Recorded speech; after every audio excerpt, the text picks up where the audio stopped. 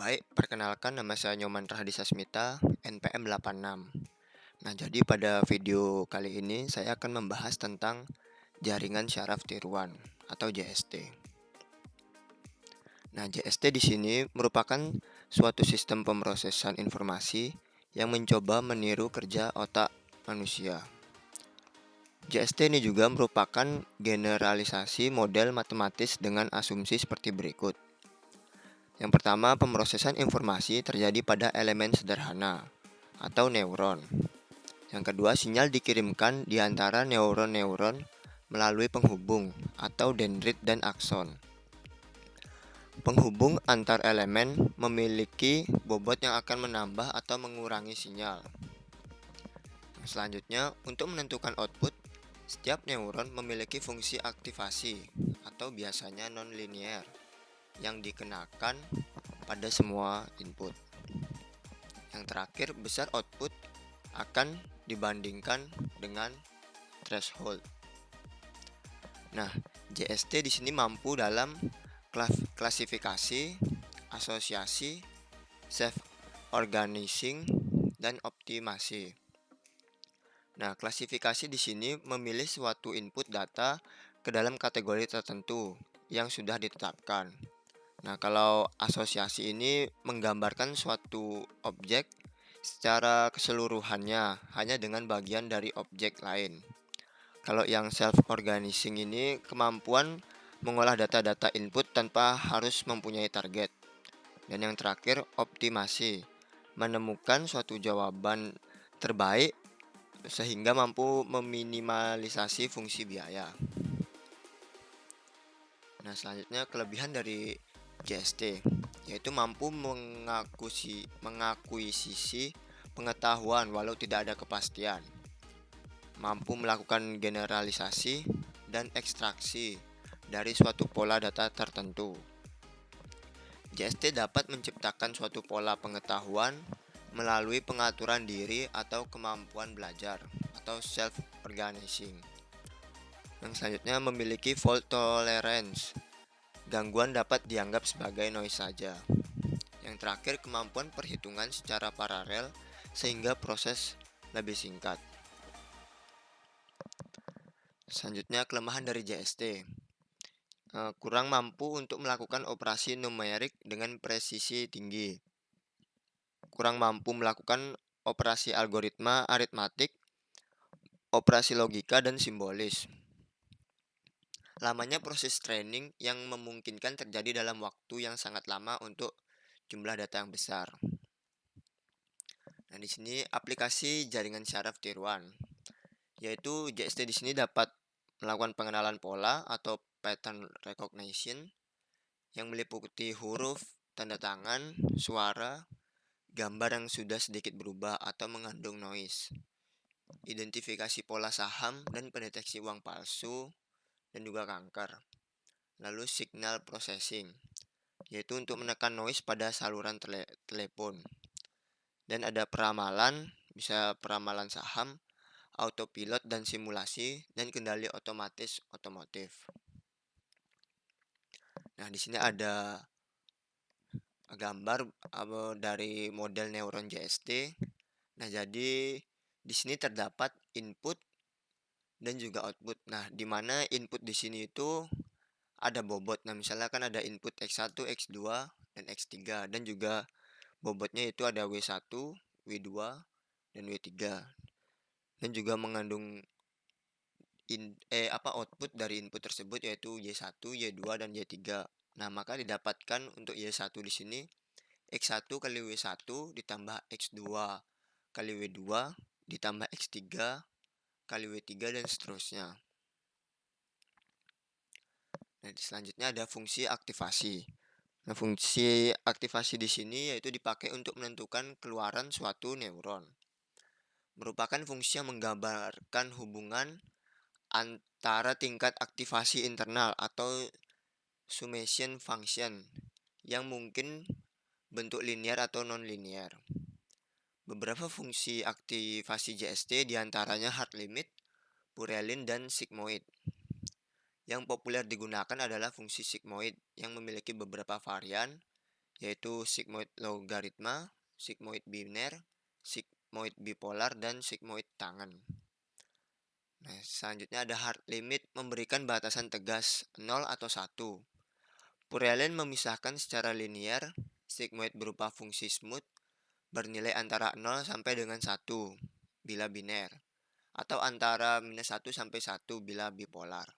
Nah, itu ada gambarnya dari hard limit, yaitu Y sama dengan 0 jika X kurang dari 0 atau kurang dari sama dengan 0.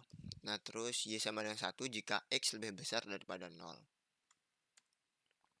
Nah, selanjutnya ada arsitektur jaringan. Nah, arsitektur jaringan di sini ada 3, yaitu single layer, multi layer, dan competitive model.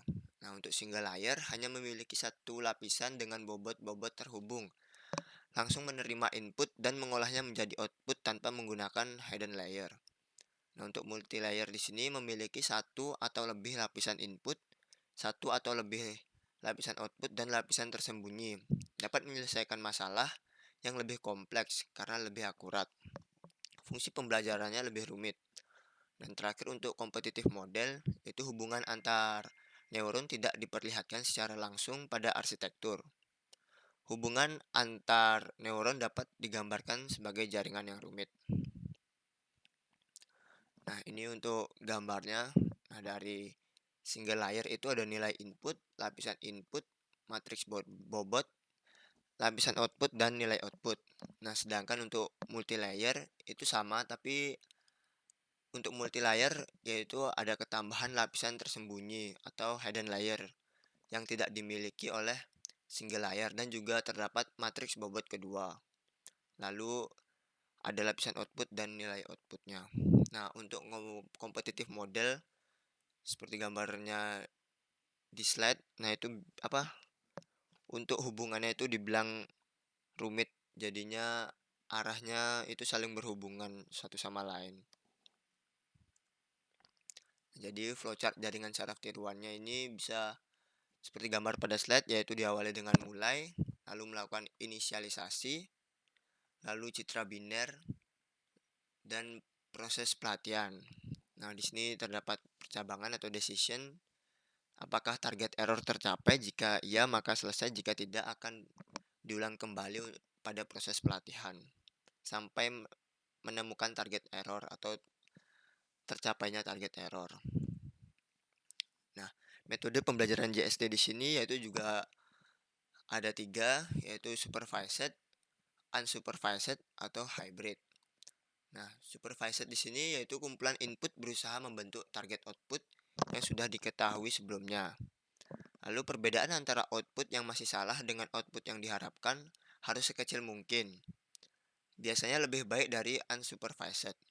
Nah, kalau yang unsupervised di sini JST mengorganisasikan dirinya untuk membentuk vektor-vektor input yang serupa tanpa menggunakan data atau contoh-contoh pelatihan.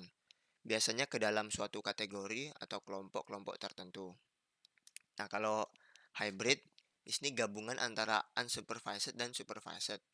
Nah, untuk bobotnya ditentukan melalui pembelajaran supervised dan sebagiannya melalui unsupervised. Nah, selanjutnya di sini ada contoh studi kasus, yaitu pengenalan pola untuk membedakan jeruk dan apel. Nah, di sini untuk apel itu T1 dan untuk jeruk T0. Nah, input di sini berasal atau berdasarkan dari sensor. Nah, untuk sensor warna itu ada merah sama dengan 1 dan tidak merah itu 0. Nah, untuk bentuk, untuk bulat itu 1 dan tidak bulat itu 0. Dan sensor tekstur itu kalau kasar dia 1, untuk tidak kasar itu 0. Nah, jadi di sini ada input dan juga target. Untuk T1 itu 110 dan untuk T0 itu 011. Nah, jadi ada 3 input yaitu X1, X2, dan X3. Nah, kalau yang kita baca tadi itu kalau ada input pasti memiliki bobot. Nah, jadi di sini juga ada 3 bobot yaitu W1, W2, dan W3. Nah, ini untuk misalnya di sini bobotnya yang digunakan 0,5, 0,5, dan 0,5. Nah, yang pertama itu hitung jumlah input berbobot, yaitu satu dikalikan 0,5 ditambah satu kalikan 0,5 dan ditambah 0 kali 0,5. Nah, 110 itu didapat dari input bobot yang tadi sebelumnya. Lalu dilanjutkan dengan fungsi aktivasi, Y sama dengan 0 jika V kurang dari 0 dan Y sama dengan 1 jika V sama dengan atau lebih besar daripada 0. Untuk Y di sini merupakan hard limit dari V, Y merupakan hard limit juga dari 1. Nah, jadi Y sama dengan 1 sesuai target T sama dengan 1 untuk input pertama. Nah, selanjutnya cek bobot apakah cocok dengan input kedua atau 0,11. Itu sama rumusnya T sama dengan 0 kan bobotnya ya 0,5, 0,5 dan 0,5. Lalu dihitung untuk V-nya 0,5 dikali 0 ditambah 0,5 dikali 1 ditambah 0,5 dikali 1. Nah, terus dilanjutkan dengan Y hard limit 1, Y sama dengan 1 tidak sesuai dengan target T sama dengan 0. Maka harus dilakukan perubahan bobot. Nah, maka dilanjutkan dengan perubahan bobot dihitung dengan W baru sama dengan W lama ditambah E kali X di mana E sama dengan T kurang Y. Nah, jadi E di sini yaitu 0 kurang 1 sama dengan minus 1. Nah, maka W baru sama dengan W lama ditambah minus 1 dikali X. Nah, W baru di sini dapat menghasilkan W lama dikurang X. Nah, jadi menghasilkan W baru 0,5, 0,5, 0,5 dikurangi 0,11 sehingga menghasilkan 0,5 minus 0,5 minus 0,5. Nah, selanjutnya hitung Y dengan bobot yang baru. Nah, bobot yang baru tadi itu kan 0,5, minus 0,5 dan minus 0,5. Nah, jadi tinggal dihitung lagi yaitu untuk V di sini 0,5 dikali 0 ditambah minus 0,5 dikali 1 ditambah minus 0,5 dikali 1 yaitu sama dengan minus 1. Nah, Y hard limit minus 1 sama dengan 0. Jadi sesuai dengan T sama dengan 0.